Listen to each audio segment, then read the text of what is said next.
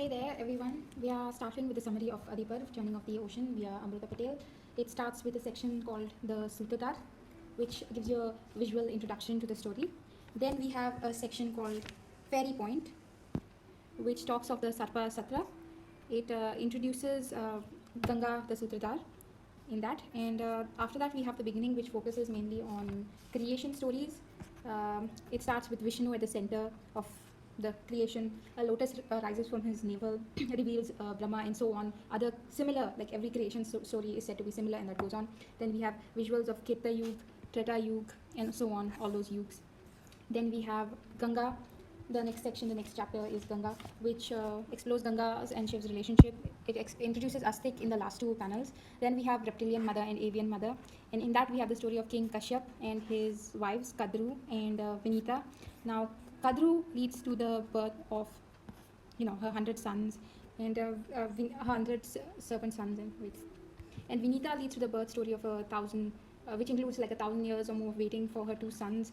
They are Arun and Garud.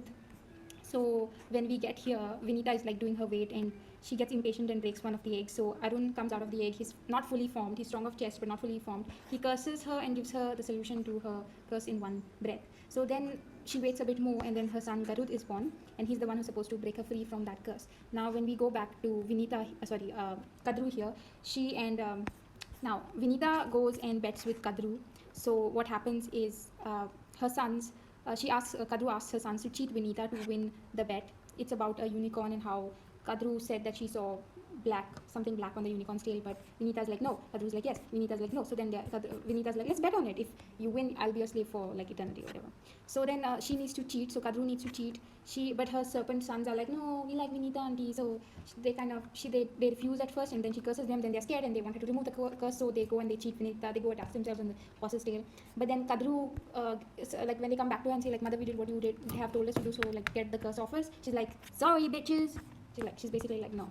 Then what happens is, since Vinita is cursed and Kadru's sons are also cursed, what happens is that the sons divide. Okay, one becomes the tyrant type, like most of them are in the tyrant type, and that leads to Tashak, the king that for which King Jamamaya is holding the Sarpa Satra. Then the peaceful type, one of them is Anant, and he becomes the infinite serpent that we see in the first chapter, that the one that Vishnu lies on. So now that Garud is born, the serpents offer Garud help in exchange for freeing Vinita. Okay, so they're like, you help us and we will free your mother if you do so. At this point we see the story of King Kashyap's sacrifice to have children. So basically Indra is this god Deva who is cursed by these tiny sages called the Vakihiles, and he says that you all are going to have children inferior to Kashyap's children. So then the solar raptors are born. Then also a side story in 3 panels of Garud's momentary lapse in Vishnu's love towards him. So Garud feels that Vishnu doesn't really love him that much, and he doesn't show him affection or praise him for all the work that he does, because Garud's like this flying guy and Vishnu flies on him everywhere. So then he goes and complains to Vishnu, you don't really treat me that well. And then Vishnu's like, yeah, I'll think about it, but let me just rest my little index finger, like the littlest finger that I have on your back. And when he just rests that tip of it, Garud's like crushed to the ground with the weight of Vishnu. He's literally crushed. So then he goes and asks for repentance. Now we move on to the navigators of the multiverse. So the Devas shown in Devlok. So here we see panels of the Devas having fun in Devlok, which is essentially like Hindu mythology's version of heaven. So then we see like the story of Indra's ego, the ever-blooming lotus. That is the thing that is here. That is sort of here, yeah, the thing that was referenced to here. So he has the sacrifice, and we understand that Vakihiles had cursed Indra to have children inferior to Kashyap's finger. But then here we see that Indra's ego again comes and screws the Devas up, because his elephant sort of tosses the ever-blooming lotuses that the sage gave him. So like the sage is like, no more Amrut for you guys. And Amrut is this nectar of immortality that all the Devas consume in order to maintain their immortality. So now without Amrut, they're all going to die basically, or they're going to suffer greatly. So, or they may not be Devas anymore, God knows. The thing is, now that there's no more Amrut, they need Amrut. Okay, it's like weed. They need it. They need to get that fix. So the Devas decide to churn the ocean for Amrut. So the Asuras and Devas start fighting over Amrut. Okay, so now after this Samudra Manthan happens, they all start churning the ocean, and like Anand is in there, and they keep churning the ocean. Blood comes, and then like so many things come from that. The 7 or 8 boons come from that. One of them is like a lot of stuff comes, like the cow that gives a lot of milk and stuff like that. Okay, then Padma Lakshmi, stuff like that comes out from that churning of the ocean. Hala also comes out. That's a poison that Vishnu drinks so that it doesn't kill the whole of the world creation. Anyway. So the Asuras and Devas start fighting over the Amrut, but Vishnu comes in and he dresses up as Mohini. He turns into this woman called Mohini, and he serves Devas the Amrut. And just as they're about to drink it, he disappears along with the Amrut. So no one drinks it at the end. Now here is a side story of Dhruv, who turns into the pole star. So basically what happens here is that Dhruv is a guy he's a kid who wants to sit on his father's lap and he can't. So his mother tells him, I don't know, you'll get what you deserve. So he goes on to the forest, does like this tapasya. He does this penance, he does this thing until the gods reward him and they're like, we'll put you in a place where no one can ever displace you. So they make him the pole star. So, and at the end of the panel, we see Astik is there again and he's staring into the distance. Okay, God knows to do what. Then the next chapter is Janme Jaya's fire. Now we go back to the serpents brewing over Kadru's curse, and then there's Jaratkaru, who screws Jaratkaru, and out of that we see that Astik is born. Meanwhile, the Sarpa Satra goes on. He and Jamemaya want to kill Tashak. Now, why does Jamemaya want to, whatever the king's name, want to kill Tashak? He wants to kill Tashak because Tashak is the snake who killed his father. There was a curse on his father, and like somehow the snake like bypassed that, killed him basically. So he was angry, very very angry after that, and because of that he started this Sarpa Satra thing, which basically is like a sacrificial fire that kills all the snakes. Okay, now the next chapter is supporting cast. In that we see the Sarpa Satra is continuing. We see the introduction of Saruma, who she's basically a celestial pitch in the words of the graphic novel, and she curses Jamme Jaya to never finish the Sarpa Satra because he hurt her kid. So there's a story of how her kid is crying, and then she curses the king Janme Jaya because of that. So then there's a flashback to present time. Now remember, the present time panels are mostly in black and white and charcoal sketch drawings. Okay, so now Astik comes in, he goes and talks to Janmejaya. He somehow bypasses some circle. Everyone, he bypasses the guards, everything. He goes in, and King Janmejaya is so enamored by him. He's like, who is this guy? What is he? He's talking such love, and he just stops. He just ends the Sarpa Satra. So that's how the snakes don't perish anymore.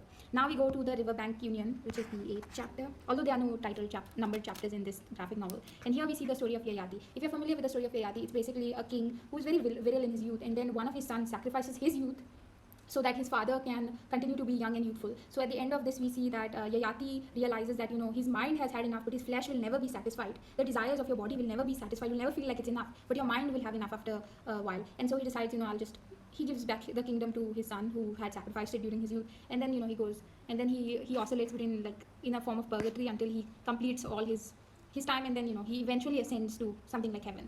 Then we have the story of Shakuntala, which basically it talks of Shakuntala falling in love with a prince, and then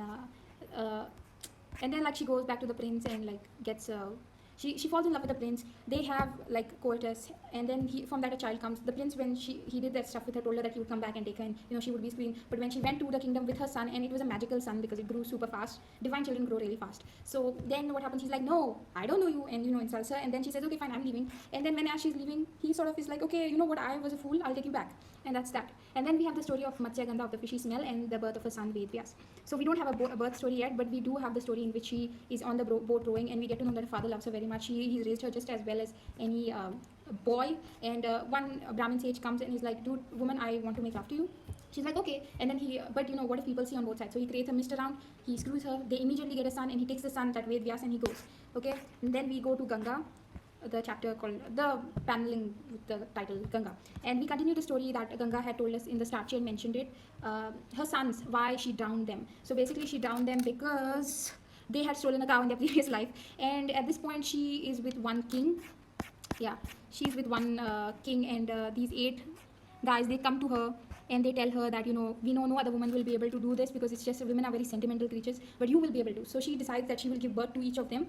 And but what happens is, while she was doing that, she was married to one of the princes of one place, and 7 times he lets her do whatever she wants, but on the 8th time he's like, dude, please stop drowning babies, it's weird, and stop it. And then she's like, you have broken your word, because she had told him when she came to be with him that you can't talk to her with disrespect, you can't question what she's doing, and when he questioned her, she couldn't stay with him anymore. So that's what happens. The 8th child, she cannot drown, so it lives. Now we come to the story of Bhishma and Amba, and in that Bhishma and Amba, we see Matsya Gandha's birth story. Matsya Gandha is a very interesting birth story. Her father basically was in the forest. He masturbates because he was bored, presumably. Then he doesn't want to waste that semen, so he tells a bird to give it to his wife, like carry it in her beak and give it to his wife. But what happens is, instead, when the bird was flying, somehow it fell into a river where an Apsara, who had been cursed to remain a fish, in this version of the story, actually, it was just a fish that was in the river, was an Apsara, cursed to be a fish. In this version of the story, the fish was still remained a fish. So the Apsara was cursed to be a fish, and it fell into, it saw the white thing and it went and drank that, and at that exact moment, and so two children came in her womb. One of them was Matsyagandha, the other was her brother, who went to a king, okay, because the fish was eventually caught and was going to be cooked, but they found two babies in it. So Matsyagandha had a very fishy smell, so the king's like, let's give her to the fisherman because she smells like fish, he'll probably like her, and he keeps the son. So then that's what happens. And then we go to Amba's revenge story on Bhishma. So Amba is basically a woman who was in love with some other guy, but she was captured and forcibly taken by Bhishma to this really weak brother of his, probably to be married off to him. But then she talks to his brother and is like, I cannot be with you because I'm in love with someone else. And then the brother is like, okay, fine, you know what, I'm so sorry for this, I will give you back to your lover. But when she goes back to her lover, he's like, no, I don't want to, you're as good as used goods now, which is actually very cruel. Shouldn't have said that, but then he does, and he can't take her back anymore, and she feels ruined. So she goes and she asks Bhishma, please, can you take me as your wife or something, because I can't live like this.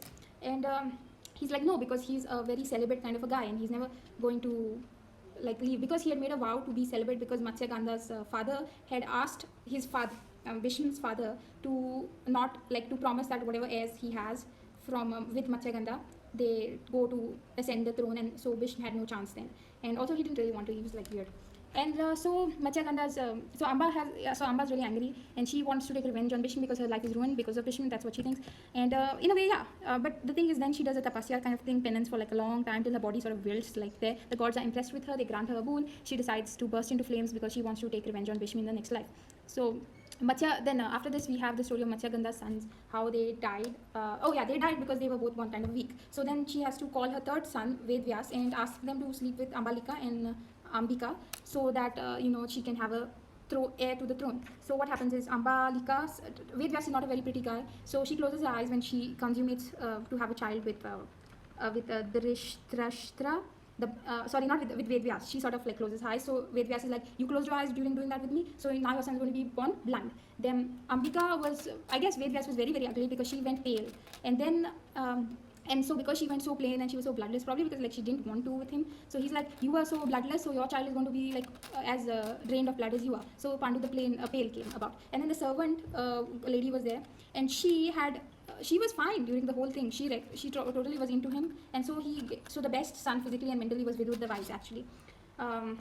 Then we go to the next story, that is the story like earth, wind, fire and water. So here we go to Katari's story. Katari is a very beautiful princess. She has eyes the color of the ocean, so blue. And so she has very beautiful eyes, and the thing is that she gets married to Drishrashtra the blind. She wanted to marry Pandu the pale because the blind guy was not really considered to rule the throne because he was blind, whereas the pale guy was considered.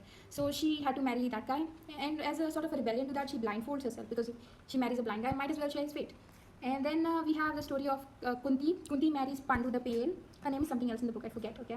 So she marries Pandu the Pale, and we have that story of Kunti serving a like Brahmin priest or something really well. And so he grants her a boon, which turns out to be more like a curse, in at first at least, because she invokes it by mistake when she was a very young girl, and from that she gets Karna, and she like floats him down the river before she can change her heart or her mind about it.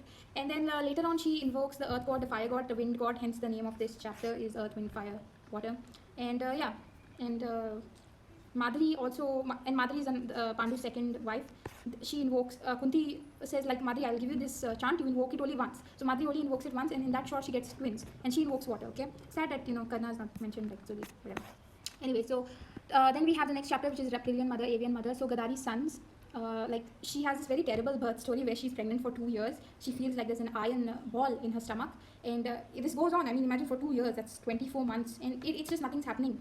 So she takes a rock, bangs her stomach, like hits it, and sort of like pushes herself into labor.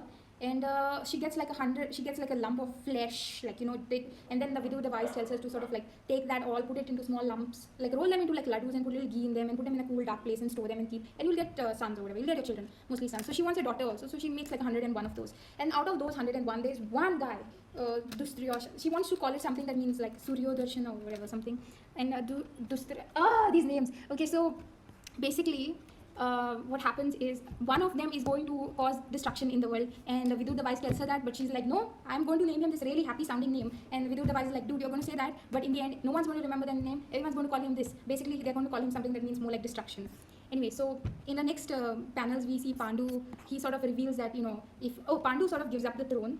He gives up the throne, so now finally the blind guy and Kadari are ruling, because Pandu marries two women, that is Madhuri and Kunti. But what happens is they don't bear him any children because he never has sex with them. Now, why does he never do that? He never does that because once when he was hunting, he went to the forest and he's hunting, and there was this deer and her lover. The two deers were like doing it together, and then he shoots them like when they were doing it together. So the deer is like, why did you shoot me when I was doing this very intimate thing with someone? I curse you to die when you have sex. I know, right? Anyway, so he knows that, and he hears news basically saying that he's a blind guy, this will be having sons, like so many, that too, like 100 and so many. And so he's like, I'm very sad and upset about everything. But then finally, over a period of time, he goes and lives in the forest with his wives. They leave everything behind, they go with him, and they live together in the forest like hermit kind of people. But he loves Madri much more than he loves Kunti, but Kunti is sort of the practical, pragmatic one. So finally, he tells the story to Kunti and all, and about the deer and how he was cursed, and then finally he ends up having sex with Madri. He dies immediately, and he has sex with Madri, dies, and then Madri does sati with him. So Kunti is left to take care of 5 sons, and that is the end of the story. That is the background of this, and finally we're going to see in the next book, I think that in Sauptik, there's this book called Sauptik that she does, wherein you're going to see something more like the continuation of Sauptik, Blood and Flowers via Amruta Patel. Basically, it'll include Draupadi and all of that. Yeah. Okay. So that's all we have for this video. I hope it was as informative as I intended it to be. This is rather long. I really recommend reading the Mahabharata, even though I haven't. So to recap, the stories are like Fairy Point beginning, Ganga, reptilian mother, avian mother. Then we have navigators of the multiverse. Then we have Janmejaya's fire. We have the supporting cast, the riverbank unions, Ganga, Bhishma, Amba's story, earth, wind, fire and water. Again, reptilian mother, avian mother. And that's the end of the book. Thanks so much for watching. Have a nice